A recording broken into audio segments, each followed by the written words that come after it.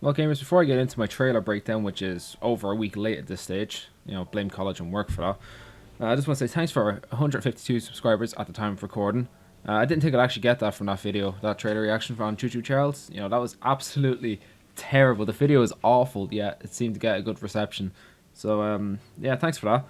I didn't think I'd actually, get to 150 subscribers with the type of content that I made, as the quality is just so bad. Maybe during the first lockdown, early 2020, I thought I'd actually get there.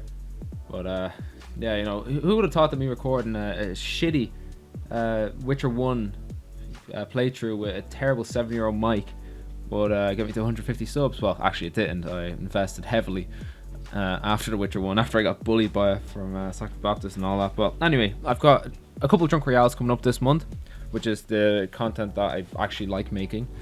Yeah, so I'll be doing that with Sackville Baptist. The first one should be Dead by Daylight on Friday, so I'll be streaming that to YouTube. So yeah, anyway, right, Choo-Choo Charles trailer breakdown. Let's go.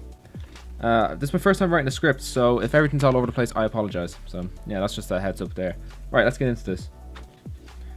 Alright, so at the start of the trailer you can see that Choo-Choo Charles attacks members of the Charles worshipping cult. I'm not really sure what the cult's called. It might be Cult of Charles, not too sure.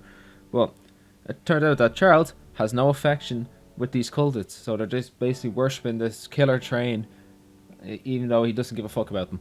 We can also see in this shot that there's a company called the Charles Mining Company. So is this company part of the cult, or is it a standalone company that was created before the cult's existence, or even before Charles started haunting the island? The Charles worshippers seem to practice the beliefs in the mines of the Charles Mining Company, which leads toward the Charles Mining Company potentially being linked with the cult. We can also see later on in the trailer that there's a strange egg object being guarded in the mines. So is Charles organic? Is there possibly another spider train that we'll find out about as we go through the game?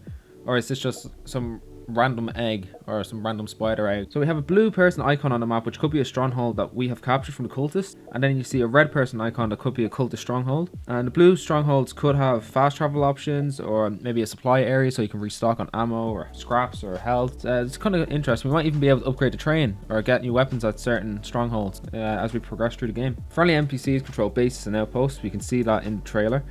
They're able to give missions, scrap parts. Some of them are actually able to give weapons. We can see that we're able to get the rocket from one of the guys. So we're able to get our train upgraded by NPC Daryl. We're able to upgrade it at his workshop, as you can see from the trailer. But I'm curious to see if we're able to do it at any points throughout the map, or certain locations on the map, or do we just have to go to where Daryl is on the island if we want our train upgraded. We are able to heal the train, the speed, the armor, and the damage from the blueprint in the train as we're going around the map. I'm wondering if we're going to go beyond that and be able to actually get to the different stages of the train. We can see that there is 4 from the trailer. Kind of curious to see if we're able to get more upgrades, or is that the max we can get is 4 different stages to the train.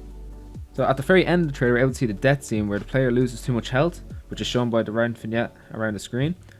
And the player in the trailer tries to run to a safe house of some sort. Not sure if that's where he's actually going, or if he's just trying to get away from Charles. But Charles catches him and kills him. So I'm curious to see if Charles Mountain's going to open up and eat the player, or is it just going to skip straight to a game over screen, or even a different spawn area.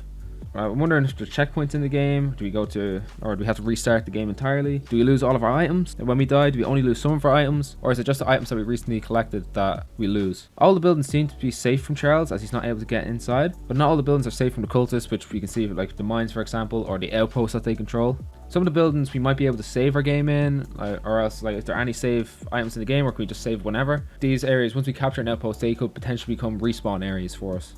Regarding the egg, there's a mission shown in the trailer, North Mine Mystery. The northern mine is housing a monster egg that must be retrieved.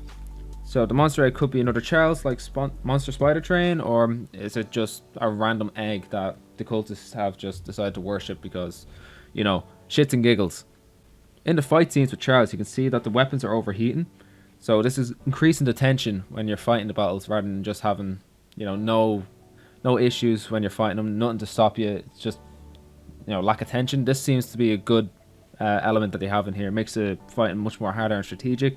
So I'm wondering if there's possible upgrades that we can get to the weapons to reduce the cooling time, or to change the time of how long it takes for the gun to overheat. And we already know there are 4 types of guns. We have the machine gun, we have a heavy sniper / armor piercing gun of some sorts, we have a flamethrower, which I really like, and a rocket launcher, which we know we can get from a mission. I wonder if we're able to get all the other guns from missions, or is it like, do we already have a set amount that we can just start off with, or find, and then the rest are missions.